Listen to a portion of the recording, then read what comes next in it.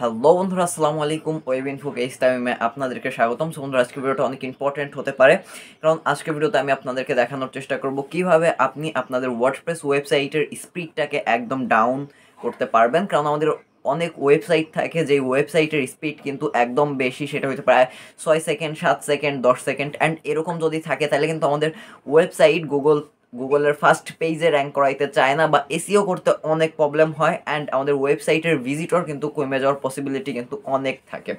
So এই সমস্যার সমাধান আজকে আমরা এই ছোট্ট ভিডিওতে সমাধান করার চেষ্টা করব। সো চলুন আমরা আমাদের কম্পিউটার স্ক্রিনে চলে যাই। সো বন্ধুরা, আমরা কিন্তু আমাদের কম্পিউটার স্ক্রিনে চলে এসেছি অ্যান্ড এখন হচ্ছে আমরা আমাদের যে ওয়ার্ডপ্রেস ড্যাশবোর্ড রয়েছে, আমরা আমাদের ওয়ার্ডপ্রেস ড্যাশবোর্ডের ভিতরে প্রবেশ করব অ্যান্ড এটা হচ্ছে আমাদের একটি ই কমার্স ওয়েবসাইট। এখানে আমরা আমাদের প্রোডাক্ট এটসেট্রা সেল করব। সো আপনাদের যে কোনো প্রকার ওয়েবসাইট থাক, আপনি কিন্তু এই প্রসেসটার মাধ্যমে কিন্তু আপনার ওয়েবসাইটের স্পিডটাকে একদম ফাস্ট করতে পারবেন। সো ফার্স্ট অফ অল আগে আমরা আমাদের ওয়েবসাইটের স্পিডটাকে টেস্ট করে নিই। সো ফার্স্টে আমরা কী করবো, আমাদের যে ডোমেইনটা রয়েছে আমরা সেই ডোমেইনটা কপি করব অ্যান্ড আপনি এই যে ওয়েব স্পিড টেস্ট লিখে যদি আপনি গুগল করেন তাহলে অনেক ওয়েবসাইট পাবেন ওয়েবসাইট স্পিড টেস্ট করার জন্য। সো আমি এখানে আমাদের যে ওয়েবসাইটের স্পিডটাকে দিয়ে দিব, দেন যেখানে টেস্ট স্পিড নামে যে বাটনটা রয়েছে আমি সেখানে দিয়ে দিব। এখানে হইতেছে আমাদের ওয়েবসাইটের স্পিডটা আমরা একটু দেখে নিতেছি এখন আমাদের ওয়েবসাইটের স্পিড কীরকম আছে, বা আমাদের ওয়েবসাইটের ল্যান্ডিং পেজের স্ক্রিপ্টগুলো এখন ঠিকঠাক আছে কি না। সো এখানে একটু টাইম লাগতে পারে। সো বন্ধুরা, আমাদের এখানে কিন্তু হয়ে গেছে। এখন দেখেন আমাদের ওয়েবসাইটের লোড স্পিড হইতেছে 4.2 সেকেন্ড অ্যান্ড এটা কিন্তু আহামরি খুব বেশি স্পিড না, এরকমই অ্যাভারেজ থাকে। তাও আমি জাস্ট আপনাদেরকে দেখানোর জন্য করতেছি। অ্যান্ড আমাদের page size 2 point something MB, এটা সামথিং থাকে, এটা আপনার অ্যাভারেজ। সো এখন হচ্ছে আপনার লোড স্পিড হইতেছে যদি 5 সেকেন্ড অ্যান্ড 6 থেকে 7 সেকেন্ড এরকম থাকে বা এর থেকে বেশি থাকে, তাহলে কিন্তু আপনার ওয়েবসাইটটা কিন্তু একেবারেই ঠিক নেই, আপনার এই জিনিসটা করতেই হবে। অ্যান্ড আপনার যদি 3 সেকেন্ড, 2 সেকেন্ড, 4 সেকেন্ড এরকম যদি থাকে, তার মানে কিন্তু অ্যাভারেজ আপনার ঠিক রয়েছে। সো তাও আমি আপনাদেরকে জাস্ট দেখানোর জন্য করতেছি। সো ফার্স্ট অফ অল আমরা এই ওয়েবসাইটে চলে আসবো app.llib.net। এটা সম্পূর্ণ ফ্রি একটা প্রসেস অ্যান্ড এটার লিঙ্ক অবশ্যই ডিসক্রিপশন বক্স অবশ্যই থাকবে।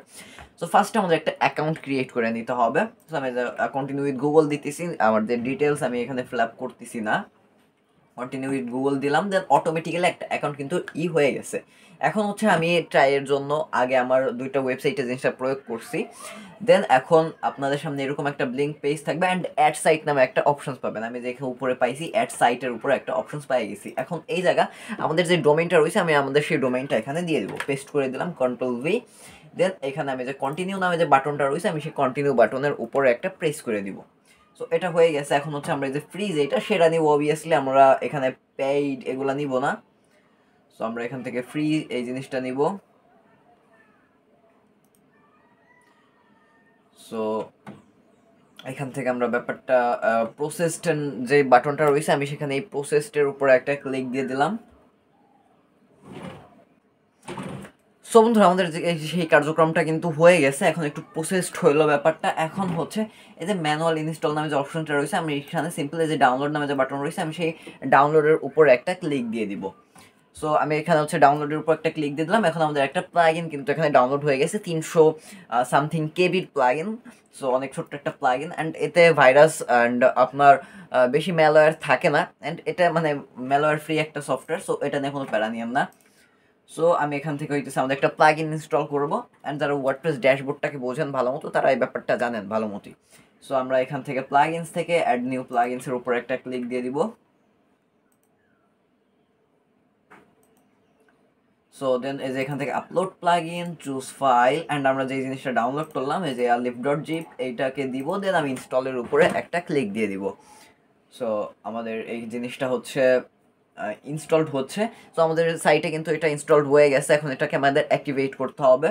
সো আমি যে এখান থেকে অ্যাক্টিভেট নামে যে বাটনটা রয়েছে আমি সেই অ্যাক্টিভেট বাটনের উপর একটা ক্লিক দিয়ে দিলাম। সো আমাদের সাইটে কিন্তু এই প্লাগইনটা কিন্তু অ্যাক্টিভেট হয়ে যাবে এখন। হ্যাঁ, আমাদের সাইটে কিন্তু প্লাগইনটা কিন্তু অ্যাক্টিভেট হয়ে গেছে অ্যান্ড অটোমেটিক্যালি রিডাইরেক্ট করে কিন্তু আমাদের যে airlift.net নামে যে ওদের যে ওয়েবসাইট রয়েছে সেখানে কিন্তু নিয়ে আইছে। সো এখন হইতেছে এখানে একটু টাইম দিতে হবে, 5 মিনিট 10 মিনিট এরকম একটা টাইম দিতে হবে, কারণ এখন হচ্ছে এই এয়ারলিফট যে প্লাগইনটা রয়েছে এই প্লাগইন আপনার সাইটের ভিতরে যত সিএসএস কোডগুলো রয়েছে, যত জাঙ্ক ফাইলগুলো রয়েছে সেই জাঙ্ক ফাইলগুলো ডিলিট করবে অ্যান্ড আপনার যেই সিএসএস এ যেসব সমস্যা রয়েছে বা যার কারণে আপনার লোড স্পিড বেশি হইতেছে বা ইমেজগুলো একটু এনহ্যান্স করবে, সো এরকম টাইপের কার্যক্রম করতে একটু টাইম লাগবে। তো আমরা যদি আবার আমাদের একটু এয়ারলিফটের ড্যাশবোর্ডে আসি, দেন আমি যদি এখানে যদি ড্যাশবোর্ডে যাই, সরি সাইটসে যদি যাই, তাহলে দেখেন এই যে আমাদের যে সাইটটা সেটা হয়ে গেছে, ইনস্টল হয়ে গেছে। দেন আমি যদি টেস্ট প্লাগইনের উপর ক্লিক দিই, সো এই প্লাগইনটা একটু টেস্টিং হবে।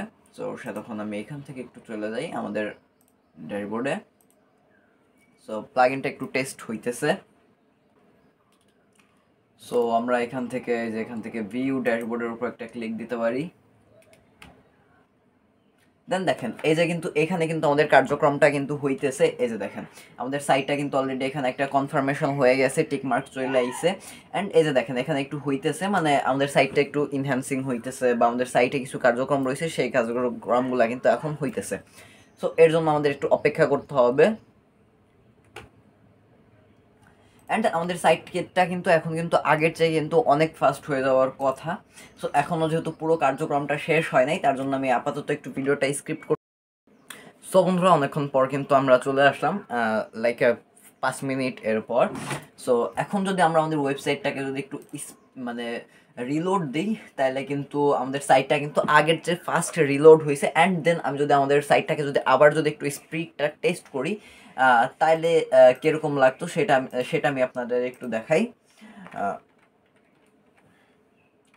সো আবার আমি ওয়েবসাইট speedtest.org যে ওয়েবসাইটটা রয়েছে, মানে স্পিড টেস্ট করার জন্য যে কোনো ওয়েবসাইটে আপনি যাইতে পারেন।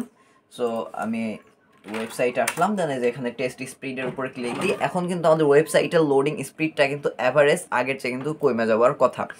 সো সেই জিনিসটা আমি এখন দেখতেছি যে আমাদের স্পিডটা কতটা কমছে। অ্যান্ড আমাদের স্পিড আগেও ভালো ছিল 4 পয়েন্ট সেকেন্ড, অ্যান্ড ওইটাই অ্যাভারেজ থাকে।